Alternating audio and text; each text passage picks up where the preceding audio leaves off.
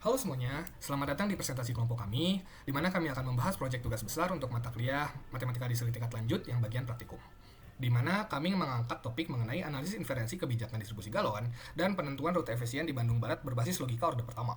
Oke, perkenalan dulu ya. Jadi anggota kelompok kami beranggotakan 3 orang, di mana Muhammad Sofian Agiansyah dengan NIM 016, yaitu saya sendiri, berikutnya Noval Harian dengan NIM 021, dan juga Zidan Arkan dengan NIM 030. Kita akan membagi pembahasan kita menjadi 3 bagian ya. Ada pendahuluan dan analisis isu, pemodelan FOL, dan juga hasil inferensi dan juga solusinya.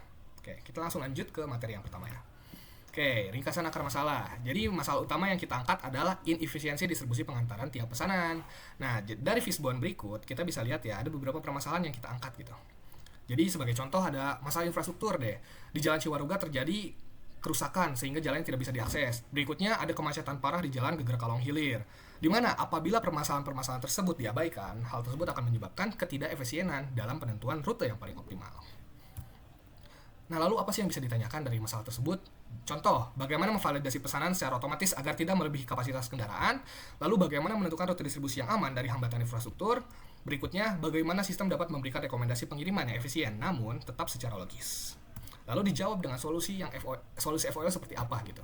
Memvalidasi secara aritmatika, jadi memastikan tidak ada pesanan yang melebihi batas muatan 4 galon per trip demi keselamatan kurir. Berikutnya melakukan penalaran kausalitas, menghubungkan faktor kondisi infrastruktur dengan risiko keterlambatan secara otomatis. Dan yang terakhir, memberikan keputusan berbasis bukti, menghasilkan rekomendasi pengiriman yang valid hanya jika semua kriteria keamanan dan juga efisien terpenuhi. Nah, kita akan membahas predikat dan rules utama dari proyek kita. Kita akan langsung membuka file knowledge base kita ya. Disinilah kami mendefinisikan 15 fakta utama, di mana kalian bisa ngelihat ada fakta wilayah dan juga lokasi. Ini untuk memetakan wilayah ya. Berikutnya ada fakta demand, ini untuk memetakan tingkat permintaan dan juga prioritasnya seperti apa. Dan berikutnya fakta utama yang lainnya adalah fakta infrastruktur.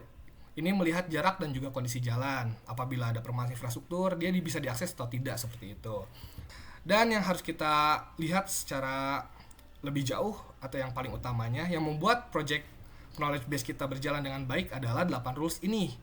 Ada 8 ya, tapi yang harus kita lihat lebih jauh adalah yang rule 8 ini. Karena ini adalah rules 3 langkah. Di mana rekomendasi ACC ini tidak hanya melakukan apakah pesanannya ada atau tidak, tapi dia melakukan pengecekan apakah pesanannya valid, tidak melebihi kapasitas, apakah jalurnya beresiko, apakah jalurnya itu aman atau tidak gitu.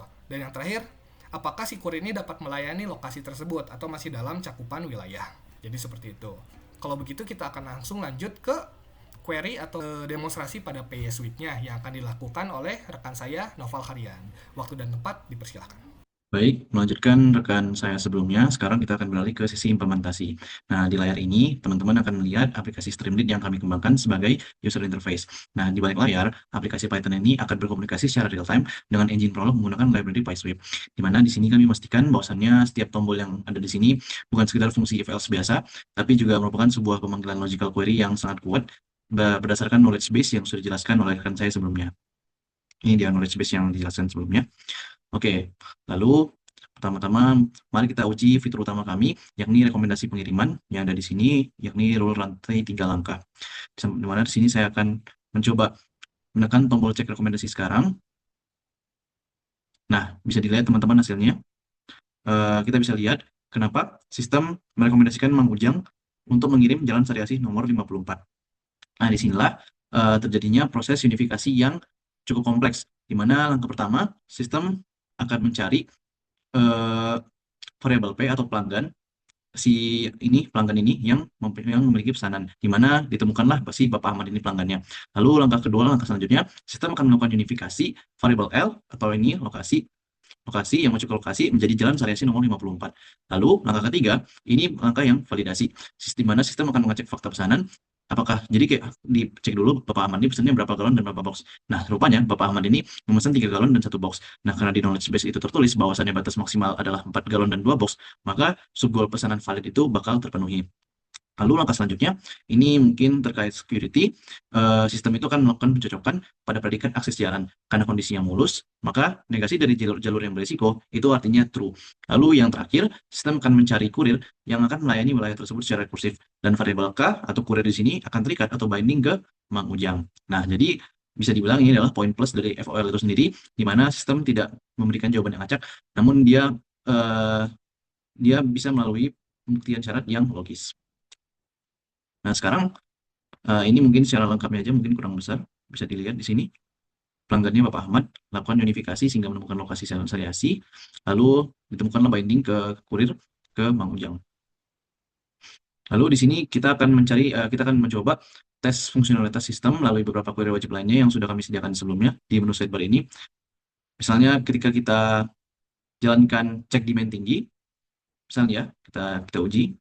Nah, di sini muncul tabelnya. Saat kita jalankan query ini, sistem akan memfilter langsung lokasi prioritas. Ini kalau kita kaitkan dengan studi kasus nyata, ini bakal menjadi poin yang krusial bagi manajer operasional untuk menentukan skala prioritas mana yang perlu didahuluin terlebih dahulu, mana yang enggak gitu. Lalu misalkan kita cek aturan yang ini misalnya nomor 4 deteksi jalur berisiko. Ketika kita jalankan query ini, sistem akan menampilkan jalan geger kalong hilir nomor 12 karena kondisi macet. Ini adalah bentuk pencegahan otomatis agar kurir itu nggak terjebak di rute yang macet gitu istilahnya. Jadi kayak kurir itu nggak perlu buang-buang waktu di rute yang merugikan atau macet. Nah, lalu di sini kita juga bisa melihat query selanjutnya, risiko keterlambatan, di mana ketika dijalankan, ini cukup menarik. Kenapa? Karena di sini muncul nama Kang Asep. Kenapa? Kenapa di sini muncul nama Kang Asep? Karena sistem mendeteksi bahwasannya Kang Asep sedang ditugaskan di jalur yang bermasalah atau jalur yang merugikan tadi. Baik, terakhir, inilah bagian yang paling fleksibel ya, ini custom logic query. Nah, di sini kami sebagai orang yang membuat system lead ini, mungkin kita sering membutuhkan data yang tidak ada di tombol utama. Nah, di sini saya akan mencoba memasukkan query custom dalam kolom teks ini. Misal kita masukkan hitung biaya. Kita akan mencoba menghitung biaya dari jalan satu ke jalan lainnya. Jalan Sari Asi. Dari Sari Asi nomor 54 ke Jalan Sarimana. BTW, ini tuh kita akan mencoba hitung biaya dari jalan yang udah ada kita definisikan di KB ya, di knowledge base sebelumnya. 02.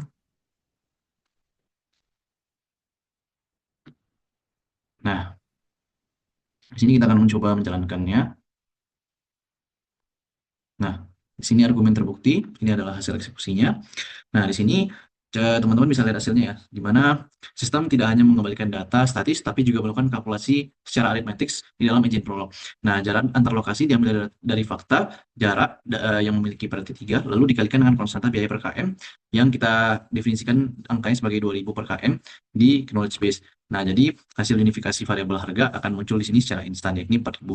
Kita di sini kan dari jalan Sari Asih nomor 4 ke jalan Sarimana nomor 2 kan jaraknya 2 km, lalu kita punya biaya per km 2000, maka hasil unifikasi akan membanding harga ke angka 4000. Lalu kita coba query lain juga, misalnya di sini kita ingin mencoba penggabungan trip, digabungkan. Ini berdasarkan knowledge base juga, sorry.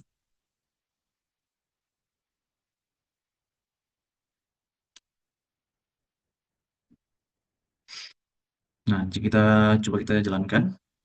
Nah, di sini masih tereksekusi dengan baik, di mana di sini sistem menyarankan penggabungan trip ke Jalan Salimana.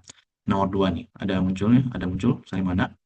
Nah, ya, bisa dibilang ini tuh merupakan logic clustering otomatis yang sangat membantu efisiensi kurir ketika mengantarkan galon. Jadi kayak si kurir itu nggak perlu keluar bahan bakar yang lebih banyak untuk mengantarkan galon. Nah, jadi kesimpulannya, kemampuan aplikasi kami ini untuk menerima query apapun secara dinamis bisa membuktikan bahwasannya integrasi antara Python dan Prolog berjalan dengan sempurna. Nah, jadi kurang lebih seperti itu demonstrasi dari saya. Selanjutnya untuk analisis mendalam mengenai keterbatasan logika ini akan dijelaskan oleh rekan saya selanjutnya. Baik, terima kasih. Kita sudah melihat bagaimana sistem bekerja secara teknis. Sekarang pertanyaannya, apakah logika ini bisa dipertanggungjawabkan? Nah, jawabannya adalah ya, melalui pembuktian matematika proof by refutation. Pada slide 10, Bapak Ibu bisa melihat bagaimana kami membuktikan potensi keterlambatan kurir. Kami mencoba menyangkal asumsi bahwa Kang Asep akan terlambat, namun sistem menemukan fakta bahwa dia melewati jalur beresiko, yaitu geger kalung hilir. Nah, karena fakta lapangan bertentangan dengan penyangkalan kami, muncullah kotak kosong atau kontradiksi. Ini adalah bukti matematis absolut bahwa prediksi sistem kami valid. Jalur tersebut memang beresiko membuat terlambat. Selanjutnya, ada analisis kasus dan sanggahan versi. Nah, keunggulan utama sistem ini adalah objektivitas. Mari lihat contoh kasus Ibu Siti pada slide ini. Secara manusiawi, mungkin kita ingin memprioritaskan Ibu Siti karena dia berada di wilayah hak demand, yaitu di Sarimana. Namun, sistem flow kami menolak pesanan tersebut menjadi tidak valid.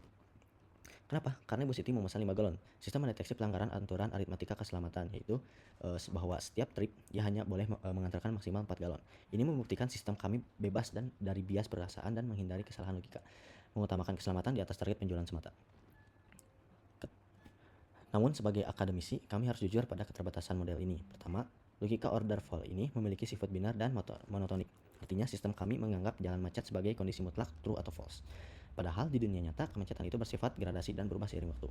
Nah, yang kedua sistem ini bekerja dengan closed word assumption. Ia menganggap apa yang tidak ada di knowledge base di file KB adalah salah. Jika ada jalan tikus baru yang belum terinput, sistem tidak bisa memberikan rekomendasi. Inilah celah fault dalam menangani ketidakpastian dunia nyata yang idealnya memerlukan pendekatan fuzzy logic di masa depan. Meskipun demikian, untuk solusi jangka pendek yang actionable, kami merumuskan 3 rekomendasi kebijakan konkret berdasarkan hasil inferensi sistem. Yang pertama ada penerapan load balancing berbasis predikat. Nah, di sini perusahaan wajib menggunakan predikat pesanan underscore valid secara ketat. Pesanan di atas 4 galon harus dipecah otomatis menjadi dua pengiriman berbeda demi keselamatan kurir. Yang kedua ada mitigasi jalur berisiko. Sistem merekomendasikan pengalihan kurir. Kurir yang terdeteksi memiliki potensi keterlambatan dialihkan dari wilayah macet seperti Gegar Kalong ke wilayah mulus seperti Sari Asih agar biaya operasional terkontrol. Yang ketiga ada digitalisasi antrean berbasis demand. Kendaraan besar pickup harus diprioritaskan hanya untuk wilayah dengan fakta demand tinggi seperti yang terdeteksi pada wilayah Kang Asep untuk memaksimalkan kapasitas angkut sekali jalan. Sebagai penutup, Aquagalon bukan hanya sekedar aplikasi pencatat rute. Kami telah membuktikan bahwa dengan logika order pertama, kebijakan distribusi tidak lagi dibuat berdasarkan kira-kira atau kebiasaan kurir senior, melainkan berdasarkan kemampuan pembuktian logika formal yang terstruktur. Sekian, terima kasih dari kelompok kami.